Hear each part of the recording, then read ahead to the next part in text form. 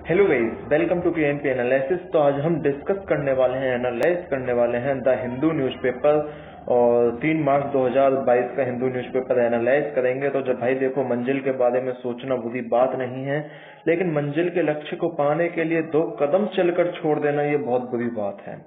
तो आप भी अपनी मंजिल पाते रहिएगा, बीच में मत छोड़िएगा। हो सकता है कि समय ज्यादा लग जाए, क्योंकि एक दिन में आप अगर 1000 रुपए की नौकरी पा सकते हैं तो हो सकता है कि आप 5 दिन मेहनत करके, यानी कि 1 साल में अगर आपको 1000 रुपए की नौकरी मिल जाए तो हो सकता है 5 साल मेहनत करके आपको कुछ अच्छी ए ग्रेड जॉब भी मिल जाए। ठीक है, तो मेरा मतलब ये नहीं कि 5 साल मेहनत करिए, हो सकता है 1 साल में भी मिल जाए, लेकिन मेहनत अच्छे से करिए, जो करना है वो अच्छे से करिए।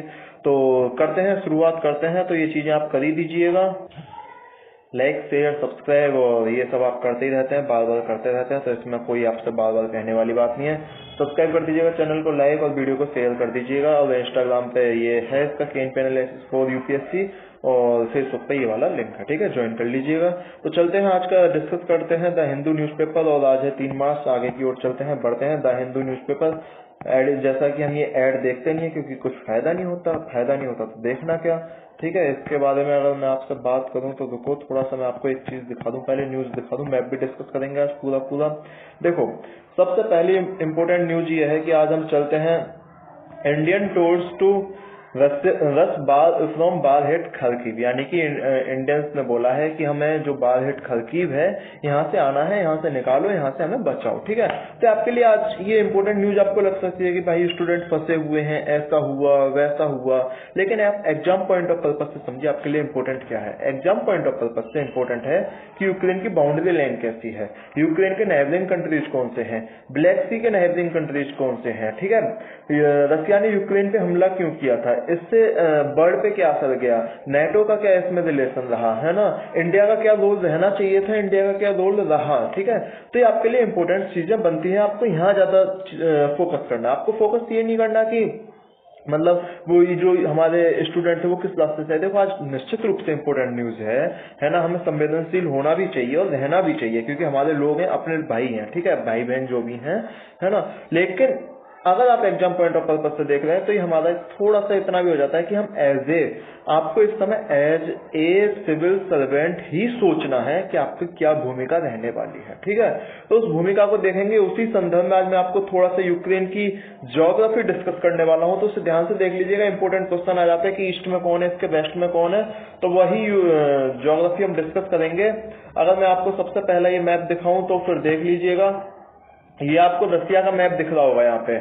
ठीक है, ये जो रसिया का मैप है आपने ध्यान से देख लिया होगा, ये रसिया है यहाँ पे, और इधर जो है ये यूक्रेन वाला एरिया। ठीक है, इधर जो है वो यूक्रेन वाला एरिया है, ये क्रीमिया है, ये यूक्रेन है। ठीक है, अगर मैं आपसे बात करूं क्रीमिया मुझे क्यों यूक्रेन लगता है, क्योंकि 2014 में पहले इस रसिया ने इसे एनेक्ट कर लिया है। ठीक है, अब यूक्रेन की बात करें तो देखो यहाँ पे जो ब्लैक सी से इससे अलग करता है, सी ऑफ एजोव से, वो होती है आपकी कर्च स्ट्रेट। वो कौन सी स्ट्रेट है, कर्च स्ट्रेट। तो मेरे हिसाब से इसमें यही इंपॉर्टेंट है रसिया में। अच्छा, रसिया का जो एक पोर्ट है सेवस्टोपोल, वो रसिया का है। लेकिन अगर आप दिक्कत क्या आ रही है, मान लो यहाँ पे नेटो का कब्जा हो जाए, जैसा कि बोलते हैं यूक्रेन पे, तो क्या होगा, यहाँ पे हो जाएंगे यूक्रेन के मिलिट्री बेस पे, यानी कि रसिया अगर मान लो यहाँ तक भी आ गया तो फिर यहाँ से आगे नहीं जा सकता मिलिट्री बेस में, मेडिटेरेनियन सी में, इंडियन पैसिफिक ओशियन में नहीं आ सकता। तो ये सारी रसिया के साथ डिस्कस होने वाली है, लेकिन हम ज्योग्राफी डिस्कस करने वाले हैं, तो आप चिंता मत करिएगा, बिल्कुल पूरी ज्योग्राफी डिस्कस करेंगे।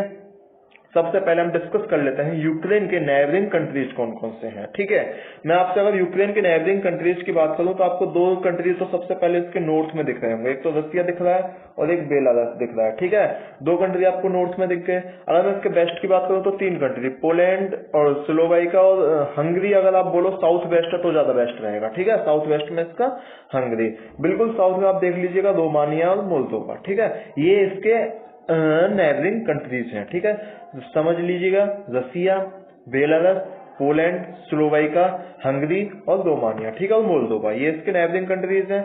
इसके बाद हम नेक्स्ट स्लाइड पे चलते हैं। नेक्स्ट स्लाइड की अगर मैं आपसे बात करूं तो ऐसा क्या है जो आपने 2 रीजन सुने होंगे जो कि इंपोर्टेंट है बहुत न्यूज में। दोनों रीजन का नाम है डोनेस्क और लुहांस्क, जिसे आप डोनबास रीजन भी बोलते हो, इस रीजन को क्यों बोलते हो, जो आपको रिवर दिख रही है यहाँ पे, इस रिवर का नाम है दानाईपर रिवर। ठीक है, तो इस रिवर के नाम को दूसरा नाम बोलते हैं, इसे बेसिन बोलते हैं। तो इन दोनों के नाम को मिला के बन गया डोनबास। ठीक है, तो ये था। इंपोर्टेंट क्या है इसमें, इंपोर्टेंट ये है कि आपसे जो क्वेश्चन पूछा जाएगा कि भाई डोनेट्स्क रीजन जो है वो यूक्रेन के ईस्ट में है या वेस्ट में है, बताओ किस में है, न ईस्ट में न वेस्ट में, भाई साउथ में, साफ साफ दिख रहा है, ठीक है ना। तो ये बल्कि ईस्ट में सॉरी ईस्ट में है यूक्रेन के, है ना। तो ये सारी चीजें आपको डिस्कस रखनी है, ध्यान देने वाली है, ठीक है। लुहांस्क भी इसके ईस्ट में है, ठीक है। तो ये सारी चीजें आप देखते रहिएगा, इंपॉर्टेंट यही होता है कि ऐसी ही चीजें वो पूछ लेते हैं, ठीक है।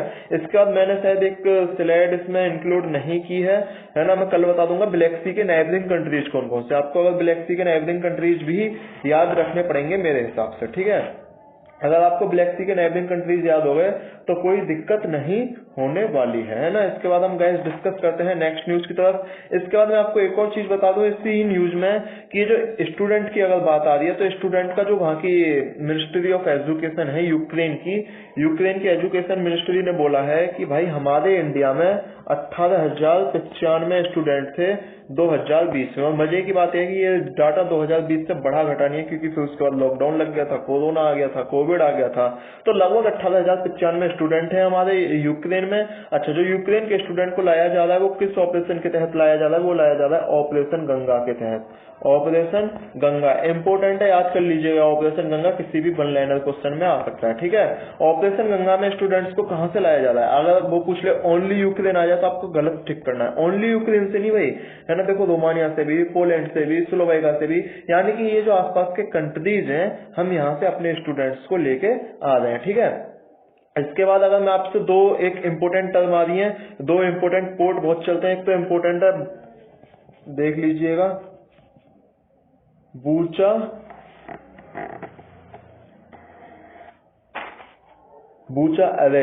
एसेट, है ना, बूचा एसेट, ठीक है।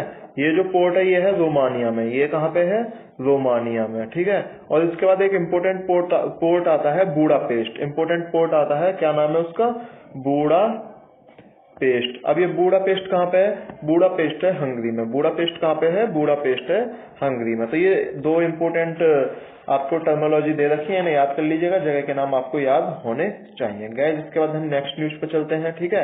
मेरे हिसाब से यहाँ तक आपको चीजें समझ आ गई होंगी। अब मैं आपको बता दूं इंडियन टोल्ड में क्या हुआ है। यूएस जनरल असेंबली ने रशिया से बोला है कि भाई आप अपनी ट्रूप वापस लो। तो ये सारी चीजें चल रही है। स्टूडेंट को एडवाइजरी दी जाती है कि आप ये वाली जगह खाली करो। हालांकि रात मोदी जी ने पुतिन जी से भी बात करी थी। इसके बाद हम चलते हैं नेक्स्ट न्यूज पे। Interest in DDS land pooling veins further. मेरे हिसाब से ये कोई इंपोर्टेंट न्यूज नहीं होती है। जो आपकी लोकल न्यूज या एक स्टेट न्यूज भी इंपोर्टेंट हो जाती है, लोकल तो बिल्कुल ही इंपोर्टेंट नहीं होती। Pastel attacked by mob in south Delhi. लगता है आपको कि ये इंपोर्टेंट होगी नहीं, आप बता दो। देखो ये ऑपरेशन गंगा यहाँ पे इन्होंने दे रखा है, ठीक है। ये हम पहले ही डिस्कस कर चुके हैं। इसके बाद हम बात कर लेते हैं गाइस नेक्स्ट पोल भी मेरे लिए इंपोर्टेंट नहीं है बिल्कुल, ठीक है। इसके बाद हम चलते हैं नेक्स्ट पेज पे चलते हैं। तो इंटरेस्ट इन डीडीएस, बताओ आपके लिए बिल्कुल इंपोर्टेंट है कि डीडीएस लैंड बिल्कुल इंपोर्टेंट नहीं होती। सीज्ड एक्सप्लोसिवली लाइकली कितनी बार हो गया ये काम, है ना। 3 स्नैचिंग इन 2 आवर्स, बताओ कोई इंपोर्टेंट है कि कितनी स्नैचिंग। हाँ, अगर आप लॉ में जा रहे हो, कोई मेंस की एग्जाम की तैयारी कर रहे हो तो आपके लिए इंपोर्टेंट न्यूज है। बाकी अगर ये आपके लिए बिल्कुल भी इंपोर्टेंट न्यूज नहीं है, ठीक है।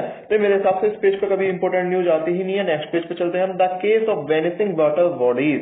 वेनिसिंग वाटर बॉडीज का मतलब होता है कि जो आसपास की, जैसे दिल्ली में ओखला वाटर बॉडी बहुत इंपॉर्टेंट है, ठीक है। तो उसके आसपास एक कब्जा हो जाना, है ना, ये सारी चीजें, एक कब्जा जब हो जाता है तो बहुत नुकसानदायक होती है, वाटर बॉडीज को नुकसान मिलता है, ठीक है। और अगर इसके बाद की हम बात करें तो कुछ दिल्ली जो गवर्नमेंट है वो सोच रही है कि इसे वेटलैंड भी बनाया जाए इन वाटर बॉडीज को, लेकिन इतना इंपॉर्टेंट अभी ये नहीं है। अगर आपसे वेटलैंड पूछा जाए तो वो अलग टॉपिक हो जाएगा, बिल्कुल, ठीक है। इसके बाद गाइस हम बात करें complete disclosure of food article being veg और नॉन वेज कंपल्सरी। ये बोल रहे हैं कि ये तो भैया फंडामेंटल राइट भी बता दो। ये तो फंडामेंटल राइट में आ गया कि आप वेज हो या नॉन वेज हो, ये आप मतलब एक क्लेम कर सकते हो, ठीक है। आप वेज हो या नॉन वेज हो। तो इसमें इतनी ही इंपॉर्टेंट न्यूज है, इसके अलावा कुछ इंपॉर्टेंट न्यूज नहीं है। Match test can not keep them away children at night protest. तो ये आंगनवाड़ी वर्कर्स है, मेरे हिसाब से ये भी इंपॉर्टेंट चीज नहीं है, ठीक है। इसके बाद बात करें Ram Rahim's furlough ends but debates continue. मैं आपको एक अंतर समझा देता हूँ, फर्लो में और पैरोल में क्या अंतर होता है। देखो फर्लो और पैरोल, ठीक है, फरलाफ बोलते हैं वैसे से, इन दोनों में क्या अंतर होता है, आप एक अंतर समझ लीजिएगा। अंतर क्या होता है, आप एक चीज देखिए, पैरोल क्या होता है, पैरोल में आपको एक स्पेसिफिक कंडीशन देते हो आप कि भाई मेरी ये समस्या हो गई है मेरे साथ, मेरे घर पे ये समस्या हो गई है, मुझे वहां जाना है, जैसे किसी का डेथ हो जाती है फैमिली में या कुछ मतलब इंपॉर्टेंट काम होता है, आपकी रिचुअल्स होती हैं, तो उस वजह से आपको पैरोल मिल सकती है। लेकिन पैरोल में क्या होता है, मान लो आपको 7 साल की सजा मिली थी, आपको जो सजा मिली थी 7 साल की और आपको पैरोल मिली 21 दिन की, तो 7 साल में आपके जो 21 दिन है ना ये जुड़ेंगे नहीं, यानी कि अब आपको जो जेल में रहना पड़ेगा पूरे ही 7 साल गिन के रहना पड़ेगा, दिन गिन के, ये 21 दिन जो है आपको जेल में नहीं जुड़ेंगे, ठीक है। लेकिन फर्ड लाफ में क्या होता है, जो फर्ड लाफ का उद्देश्य होता है वो ये होता है कि भाई बंदा जो जेल में रह रहा है वो अपनी कम्युनिटी से, अपने फैमिली से, सोशल इंटरेक्शन से दूर ना हो, इसीलिए कुछ समय के लिए उसे बार बार 1 साल में लगभग 3 बार, मैक्सिमम 3 बार उसे जेल से निकाला जाता है। मैं आपको एक और चीज बता दूं, जो पैरोल होती है वो शॉर्ट टर्म इम्प्राइजनमेंट के लिए, मान लो आपको 2 साल की मिल गई है ना, लेकिन जो फर्ड लाफ होती है वो लॉन्ग टर्म इम्प्राइजनमेंट के लिए भी मिलती है, ठीक है। फर्ड लाफ का सीधा सीधा, अच्छा मैं आपको बता दूं, फर्ड लाफ में ये सेम केस कंसिडर कर लो, मान लो फर्ड लाफ में सजा है आपकी 20 साल की सजा, और 20 साल में मान लो आप जो फर्ड लाफ पे आए हो 50 दिन, है ना, एक बार में, तो आपके जो 50 दिन है ना इस सजा के अंतर्गत गिने जाएंगे, ठीक है। अगर आप बाहर भी हो तो माना जाएगा कि आप जेल में ही हो, है ना। फर्ड लाफ में और पैरोल में ये अंतर होता है, ठीक है।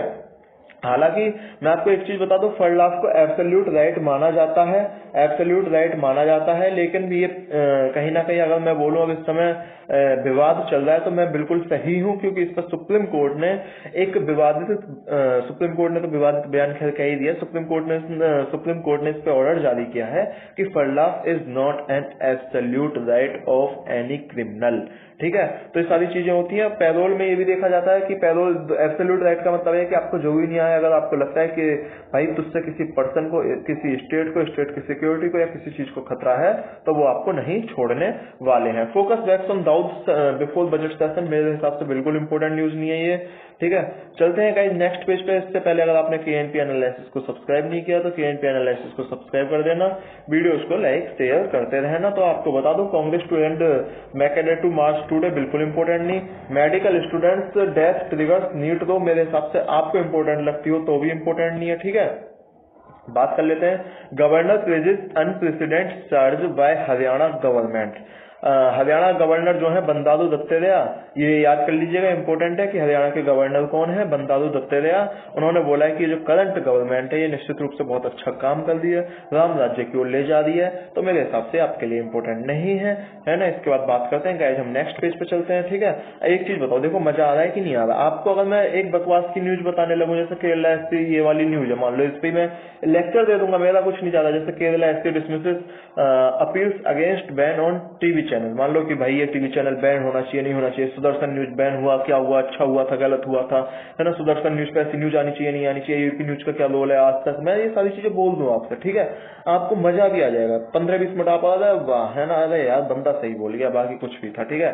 फायदा जीरो, है ना, जीरो जो फायदा है ना आपका, वो नहीं चाहिए मुझे कभी भी, है ना, आपका जीरो फायदा ना हो, ठीक है। जो फायदा हो वो हमेशा पॉजिटिव में हो, प्लस हो। अगर आप अपना फायदा एक यूट्यूब पे मान लो 15-20 आधा घंटा की वीडियो देख रहे हैं और उसमें अगर नेगेटिव में जा रहे हैं, वही जा रहे हैं कि भाई ये हिंदू मुस्लिम और सिख ईसाई यही सब में करने में आप लगे हुए हैं ना, तो भाई फिर पूछते हो ना आप कि मेरा सिलेक्शन क्यों नहीं हुआ, है ना, कि मैंने तो 2 साल मेहनत करी, क्योंकि आपने 2 साल मेहनत तो करी, आपने दिमाग तो लगाया, लेकिन एक बात होती है ना कि कौन सी बात कहाँ किस समय सुनी जाए, अगर ये सलीका आ जाए तो हर जगह, कौन सी बात किस समय कहाँ कही जाती है, अगर ये सलीका आ जाए तो हर बात सुनी जाती है ना।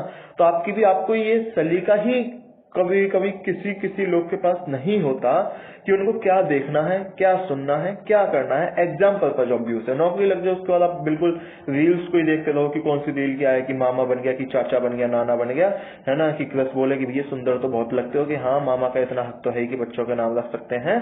तो ये सारी चीजें हैं जो आपके लिए बिल्कुल इंपॉर्टेंट नहीं होते। इस समय इंपॉर्टेंट होता है कि आपके लिए स्पेशल न्यूज क्या है, उस न्यूज का आप एनालिसिस कैसे कर पाओगे। ये सारी चीजें अगर आपने पढ़ ली तो निश्चित रूप से आपके लिए बहुत सारी एक क्या बोलूं मैं, एक मतलब आसानी हो जाती है, ठीक है। तो इस चीज की आसानी से बचना है आपको, ये सारी चीजें करनी है। तो चलते हैं हम इसके बाद नेक्स्ट न्यूज पे।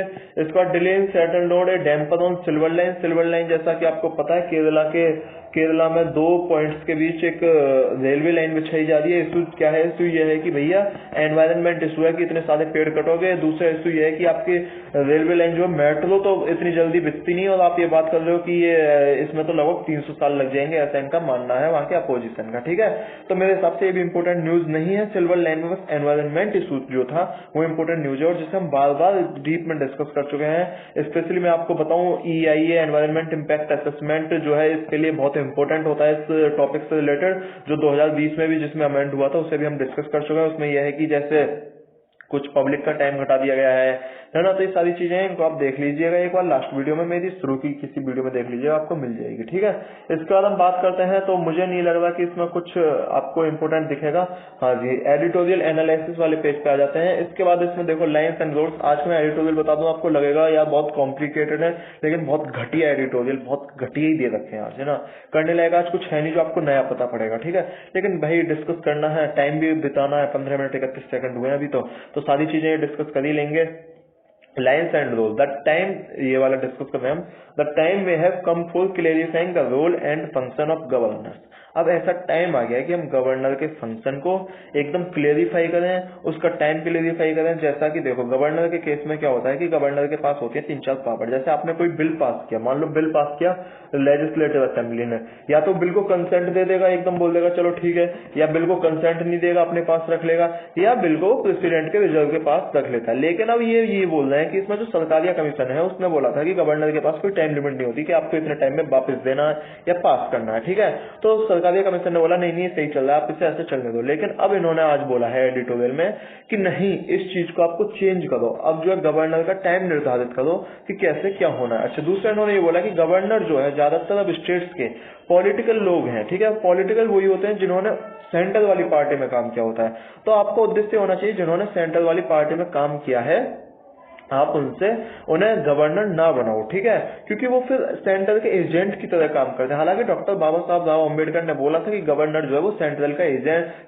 एजेंट नहीं है, वो सेंट्रल और स्टेट के बीच एक पुल है जो दोनों के बीच को मतलब एक बात करेगा। ठीक है, अब कोई बात होगी तो गवर्नर के थ्रू आप सेंटर तक पहुंचा सकते हो। ठीक है, इसके बाद हम बात करें गवर्नर की, तो गवर्नर इशू बाकी हम पॉलिटी में डिस्कस करेंगे, डीप में डिस्कस करेंगे। जो सीरीज आ रही है आप उसे देखते रहिएगा।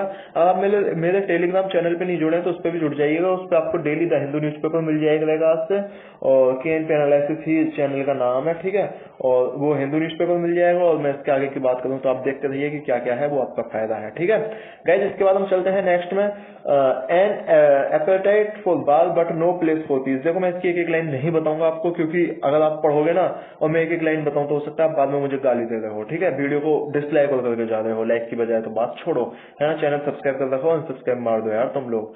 ठीक है, मैं बताता हूँ इसमें क्या है। इन्होंने एक सपना देखा है, लेखक जो है राजीव भार्गव जी, इन्होंने सपना देखा है कि पुतिन साहब आए मीडिया पे, बोले यानी कि मुझे माफ कर दो। ठीक है, मुझे नहीं पता क्या बोलते हैं उनकी भाषा में, है ना, तो मुझे माफ कर दो, ऐसा पुतिन साहब ने बोला है, मुझसे गलती हो गई, है ना, मुझे ये युद्ध नहीं लड़ना चाहिए था। ठीक है, तो ये जो चीज है, यानी कि अगर ये ऐसी चीजें फैल रही हैं, ठीक है, ये इनका मानना है कि ऐसी चीजें हो सकती है। अब जो इन्होंने एग्जाम्पल दिया है कि क्यों हो सकती है, वो इन्होंने एग्जाम्पल दिया है अशोका का। ठीक है, अशोका रूलर जो चंद्रगुप्त मौर्य के पोते थे। ठीक है, अगर अशोका रूलर की मैं बात करूं आपसे, तो अशोका रूलर में कुछ चीजें हैं जो मैं आपको डिस्कस कर लेते हैं। अशोका रूलर का क्या बोला इन्होंने कि अशोका रूलर ने जब कलिंगा बाल लड़ा, चलो उसी में डिस्कस कर लेते हैं। मैं आपको एक चीज दिखा देता हूँ, अशोका रूलर के बारे में पूरी हिस्ट्री दिखा देता हूँ आपको, है ना। ये अशोका जो था, पहले अशोका डिस्कस कर लेते हैं कि अशोका कौन था, है ना। आज ऐसे इंपोर्टेंट डिस्कस करना पड़ेगा, एडिटोरियल में कुछ नहीं है, मुझे पता है, मैंने पूरा एक एक लाइन पढ़ा है। तो अशोका जो था वो भाई सन ऑफ एम्परर बिंदुसारा का बेटा था। ठीक है, और चंद्रगुप्त मौर्य का पोता था, है ना।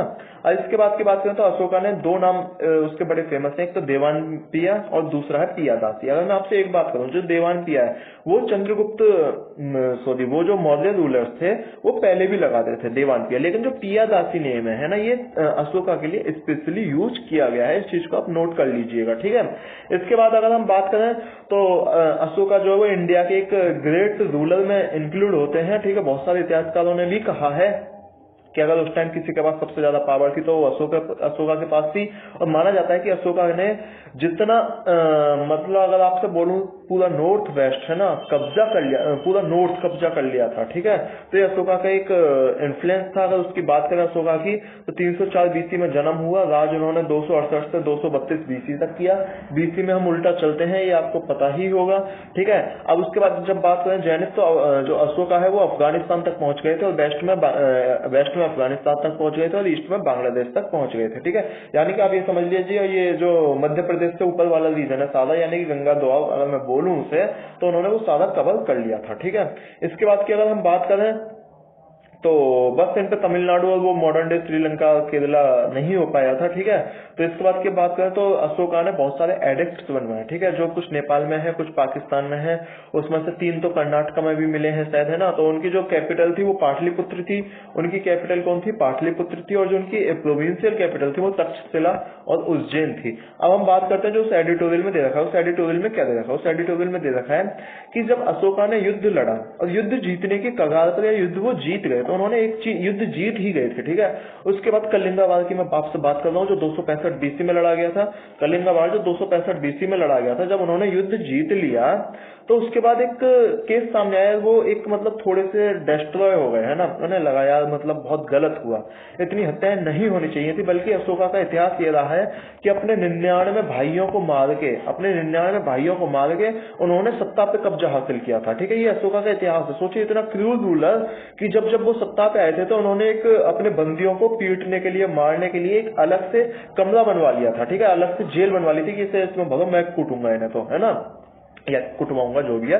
तो मतलब इतने क्रूर रूलर थे, है ना। उनका नाम भी एक क्रूर शासक के नाम पे पड़ गया था अशोका का।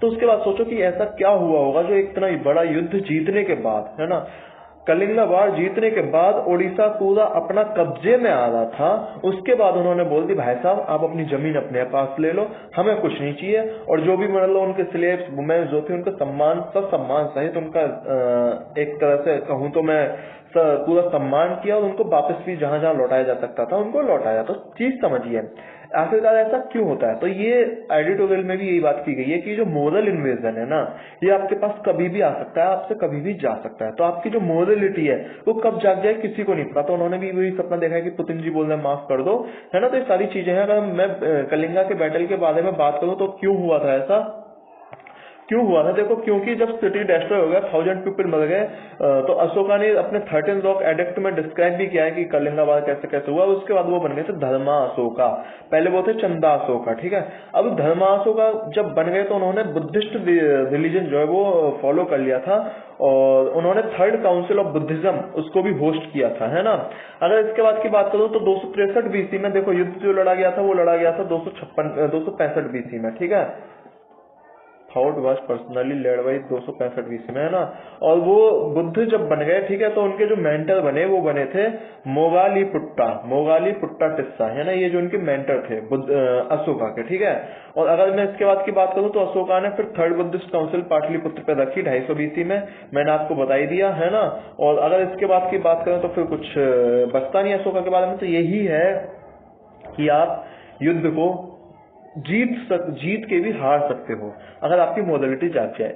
इंपोर्टेंट नहीं होता कि आपको सिविलियंस पे कितना अत्याचार कर दो, आपने कितनी जमीन कब्जा ली। इंपोर्टेंट ये होता है कि सिविलियंस के मन में आपके प्रति रिस्पेक्ट कितनी है। इंपोर्टेंट ये होता है कि सिविलियंस के मन में आपके प्रति एक, अगर आप कोई लॉ बनाओगे तो उसे पालन करने का सीधे सीधे वे में मन कितना है। अगर आप अपने यहाँ का एग्जाम्पल देख लो, रसिया का एग्जाम्पल देख लो।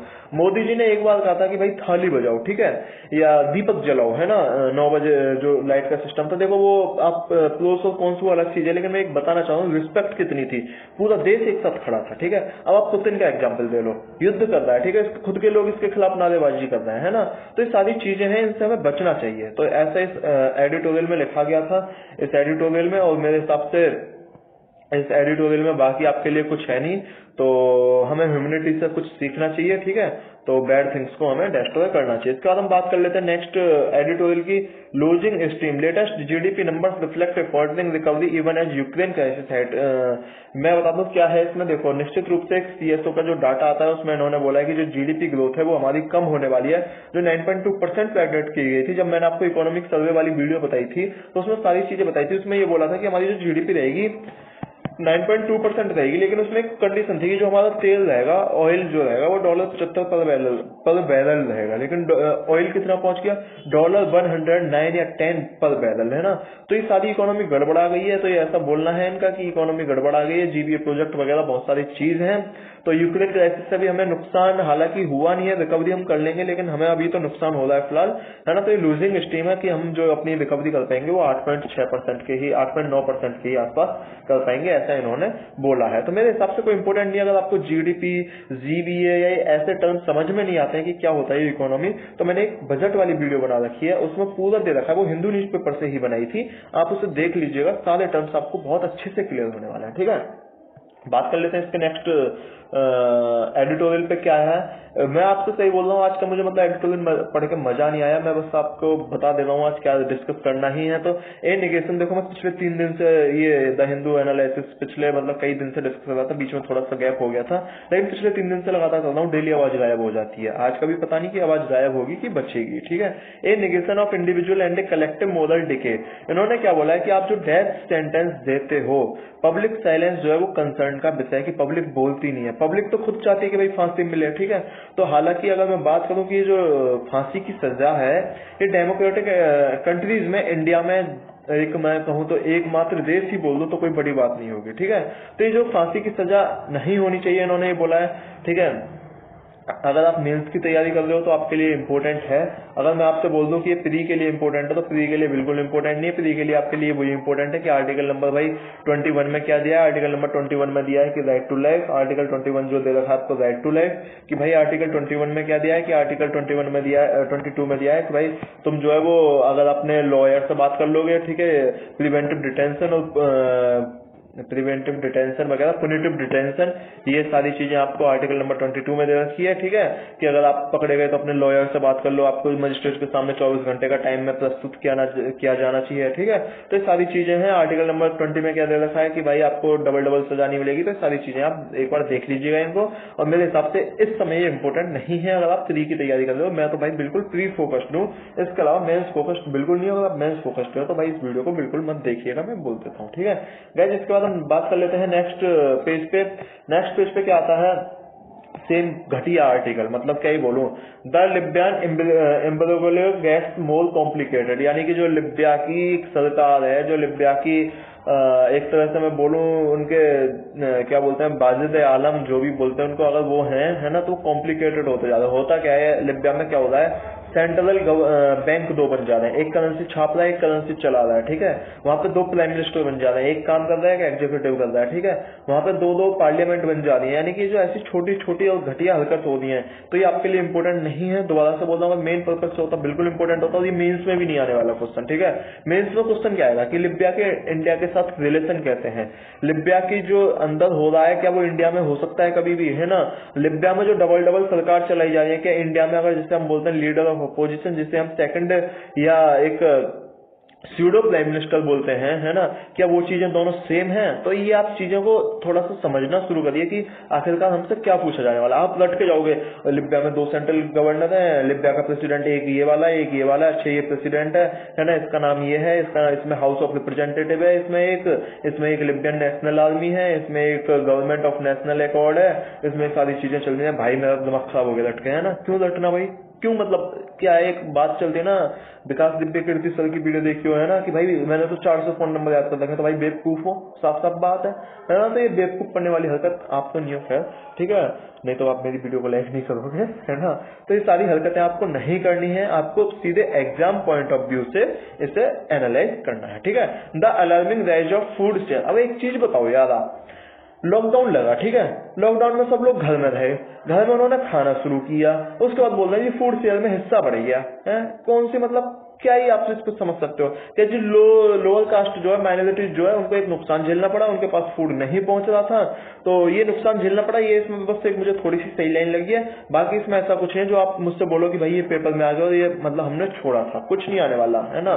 बीइंग चंद्रशेखर राव, कोई इंपोर्टेंट न्यूज नहीं है। चलते हैं नेक्स्ट पेज पे। Student fume at advisory issued at short notice, student ने बोल दिया ये शॉर्ट नोटिस दे दिया, तुम अपने घर में रखो इसे, है ना, हम तो भैया जब जाना होगा जब ही निकल पाएंगे, कैसे निकल जाए, रसिया ने हर जगह से रास्ता रोक रखा है। तो ये चीजें ऐसा इन्होंने बोली है।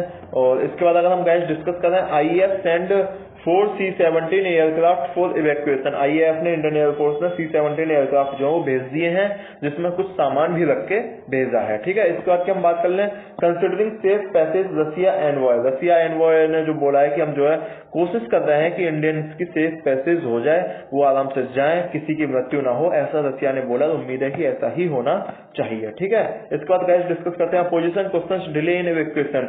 अपोजिशन ने क्वेश्चन किया है कि भाई आप इतना टाइम क्यों लगा दो, जाओ और उन्हें लेके आओ, ठीक है। अगर ऐसी बात चल रही तो आपकी रसिया से इतने अच्छे संबंध है तो बोलो उनसे कि भाई रुको 10 सेकंड रुको, हम बस उन्हें उठाते हैं, है ना, आप एरोप्लेन ले जाओ, ऐसा करके उन्हें उठा के ले आओ, ठीक है। तो ये सारी चीजें चल रही है, अपोजिशन ने आरोप लगाना ही है।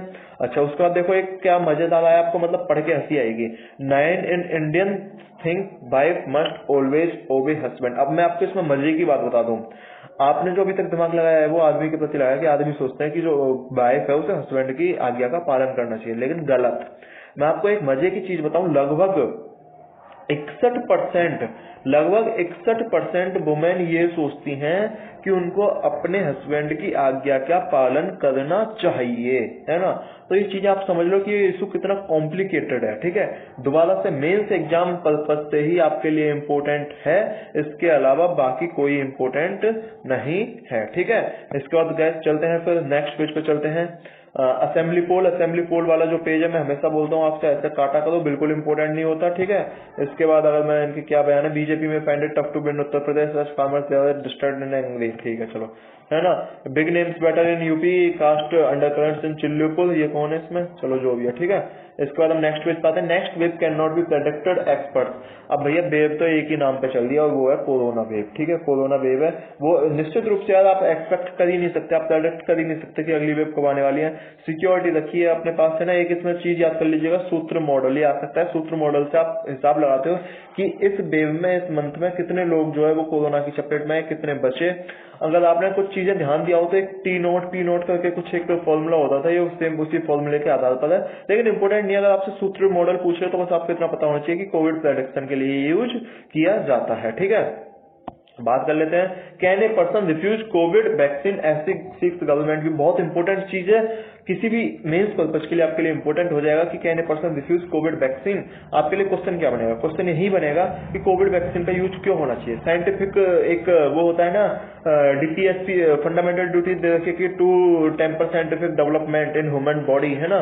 तो ये सारी चीजें जो आपकी फंडामेंटल ड्यूटी डीपीएसपी से निकल के आने वाली हैं, आपको वो चीजें इंक्लूड करनी पड़ेंगी, ठीक है। आपको इंक्लूड नहीं करना पड़ेगा कि प्रशांत भूषण ने क्या बोला या सुप्रीम कोर्ट ने, तो सुप्रीम कोर्ट आप इंक्लूड कर सकते हो, है ना, या फिर स्पेशली जो आपके कॉन्स्टिट्यूशन है उससे जितना आप इंक्लूड करते हो बहुत अच्छा आंसर बनता है आपका, ठीक है।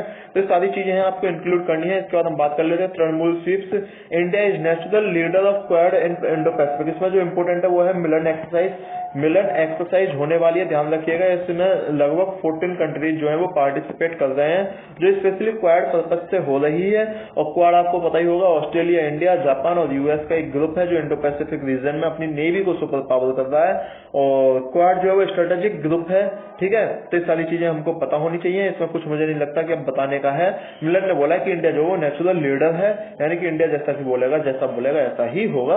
और इंडिया इस बार मिलन एक्सरसाइज को होस्ट भी कर रहा है, ठीक है। इसके बाद हम बात कर लें clear road map for 5G option. PM ने बोला है कि भैया हमारा क्लियर रोड मैप है। इन्होंने क्यों बोला है, क्योंकि इनसे पहले ब्रिटेन के प्रेसिडेंट जो थे जो बाइडन, यूएस के प्रेसिडेंट जो थे जो बाइडन, उन्होंने बोला कि आत्मनिर्भर America, make in America, made in America, उन्होंने इस चीज को बढ़ावा दिया। और उसी से फिर मोदी जी तुरंत आए अगले दिन और बोले मेड इन इंडिया, ठीक है। जैसा वो बोल रहे हैं ऐसा तुम भी करो, ठीक है। तो बस ये इन्होंने बोला है कि हमने जैसे एक मतलब प्रोडक्शन लिंक्ड इंसेंटिव भी शुरू किए हैं, है ना, PLI वगैरह हमने शुरू किया, तो आप इस पे भी ध्यान दो।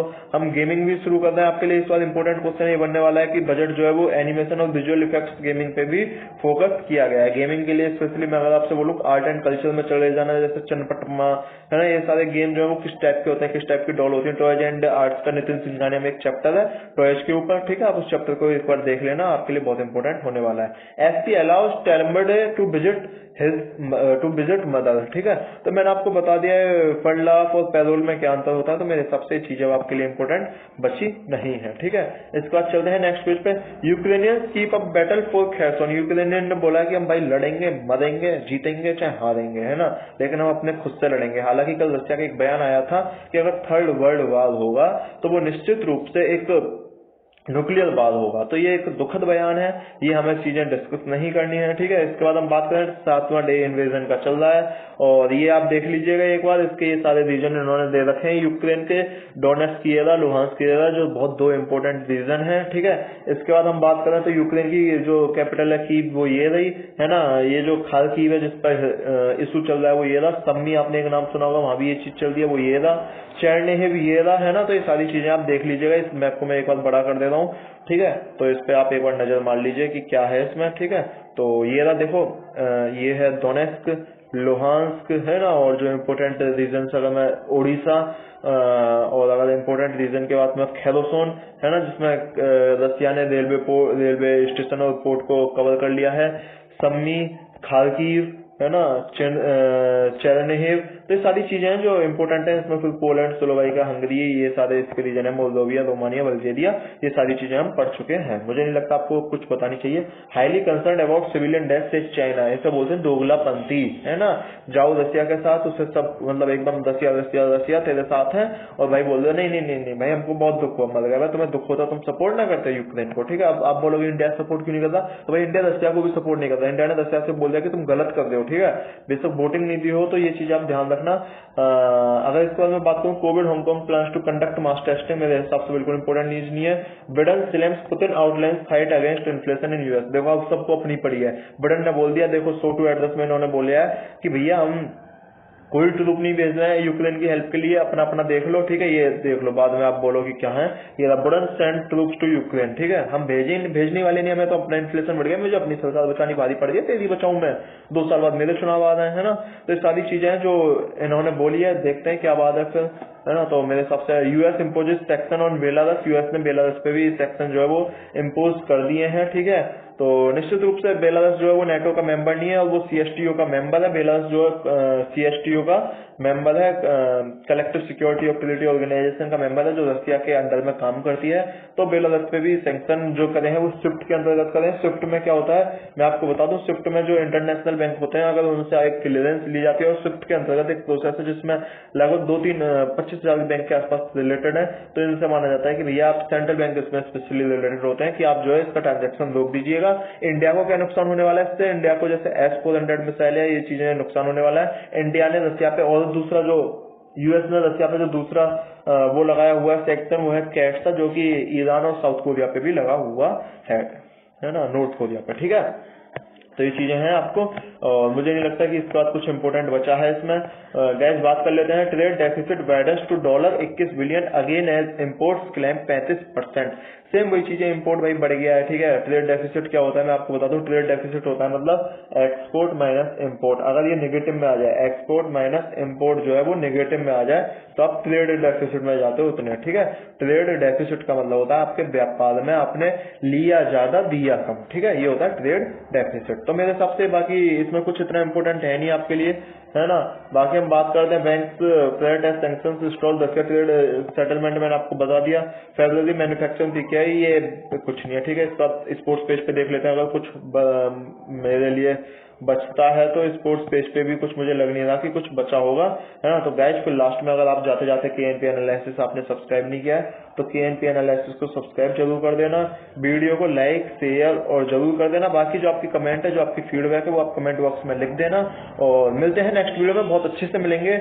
और चैनल को सब्सक्राइब करना ना भूलें, ये सारी चीज आप करते रहें। तो बहुत बहुत धन्यवाद, है ना। मिलते हैं नेक्स्ट वीडियो में।